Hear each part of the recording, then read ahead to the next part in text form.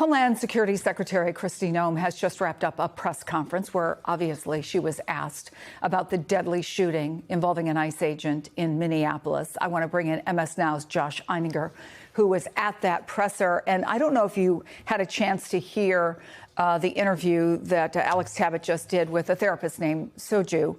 And she talked about her concerns about the experience of those officers, of the conversations that she would like to see take place before things escalate. And I know that's a conversation you just had with the secretary. Tell us about that presser and in particular, the conversation you had.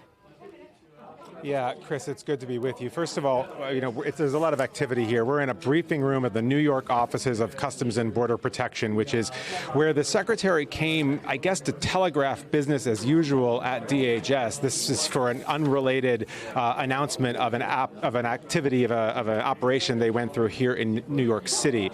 But to your point, Chris, about is there a sense that the training of these officers needs to be looked at or revisited, or a conversation about that? Clearly, the secretary does not believe so. I asked her that specifically. She had said that this officer had reacted according to his training, that he was operating in fear for his life and those of others around him. And I asked her if that was, in fact, what she still believes. And here's how the exchange went from there. You said, Madam Secretary, the officer was following his training. He did follow his training because of an individual that was point blank into a driver's window. Is that part of the training?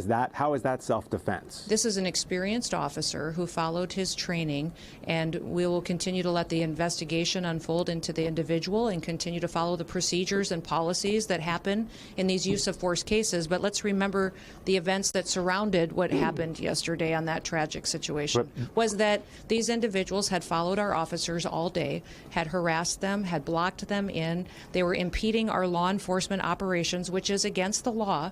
And when they demanded and commanded her to get out of her vehicle several times, she did not. But you called her. So we'll continue to allow this process to unfold and recognize that these law enforcement officers every single day put their lives on the line. Of course they go out and do their jobs. Of course they do. You called her a domestic terrorist, though, without an investigation. This was an act of domestic terrorism, there which had is been no perpetuating investigation into who she was or what she was about, and yet now you're saying these you can't speak policies and about the incident procedures that because of the follow a use investigation. of force situation like this are continuing to be put in place. So this is standard operating procedure after every use of force situation, is that we follow these procedures and protocols. This situation is no different.